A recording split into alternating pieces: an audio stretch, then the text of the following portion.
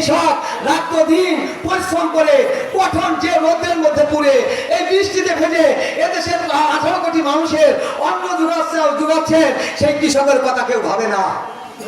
ভাইরা আমার লক্ষ্য করে শোনেন, আমরা কৃষক যারা, এই কৃষকের মূল্যায়ন হচ্ছে না। কৃষকের জন্য আজ দেখি বাজেট, কৃষিখাতে ভুরি ভুরি বাজেট করা হয়, কিন্তু একটা কৃষক পায় কি 5 কেজি গম। কয় কেজি? 5 কেজি গম, নাকি 1 কেজি শস্যা। তাও 1 কেজি শস্যা আর 5 কেজি গম পাইতে হলে ওই উপজেলা দিয়ে ধর্ণা ধরতে হয়, সকালবেলা এসে বসে থাকতে হয়। উপজেলা থেকে কৃষি অফিসার যদি বলে বসে থাকো, 1টা পর্যন্ত 3টে পর্যন্তই বসে থাকি। আমাদের বসার জায়গাটা ভালো হয় না, তারা গদিতে বসে থাকে, চেয়ারে বসে পায়ের পর পা উঠে, আমাদেরকে জিজ্ঞাসা করে না।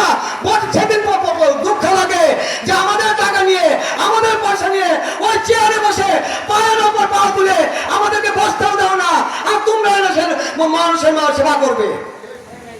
তাই আমরা বলতে চাই, জাকের পার্টি যদি কখনো ক্ষমতায় আসে, আমার আল্লাহ যদি আমার জাকের পার্টিকে ক্ষমতায় বসাতে বসায়, এদেশের আমরা সর্বপ্রথম ভাববো এদেশে মেহনতি মানুষের কথা, এদেশে কৃষকের কথা, এদেশের মজুরির কথা, এদেশের ভ্যান চালকের কথা।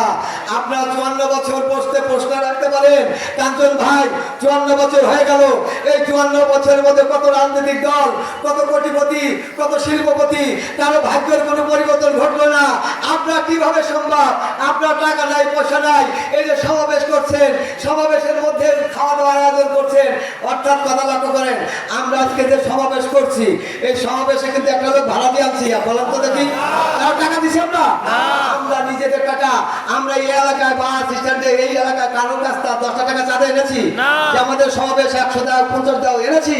আমরা না, আমরা গরিব কৃষক, আমরা রিক্সাওয়ালা, আমরা মজুর, আমরা ব্যবসায়ী, আমাদের ছোট ছোট ক্ষুদ্র ক্ষুদ্র এই উপার্জন দিয়ে আমরা আজকে এই মিলন মেলাকে সাজিয়েছি। এটা আমাদের মাধ্যমে করছি। কিন্তু কোটিপতি যারা, তারা চলে যাচ্ছে, তারা এই দেশের টাকাগুলি লুটতরাজ করে নিয়ে যাচ্ছে। এদেশে প্রচুর পরিমাণে টাকা আছে।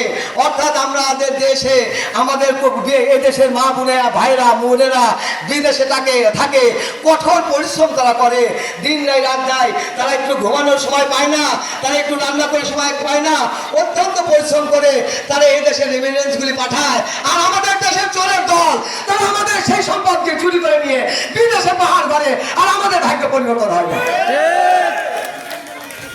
এদেশে যদি, এদেশকে যদি ভাগ্য পরিবর্তন করতে হয়, এদেশের মানুষের ভাগ্য পরিবর্তন করতে হয়, একটা সৎ মানুষ লাগবে, সৎ মানুষ লাগবে, পবিত্র মানুষ লাগবে। এই পবিত্র মানুষ ছাড়া এই ভূমি পবিত্র হবে না। আমার জাকের পার্টির মহামান্য চেয়ারম্যান একজন পবিত্র মানুষ, তাই নাকি? নেতা কি নেতা রে, নেতা কি নেতা রে, দেশ গড়ার নেতা রে, আদর্শ গড়ার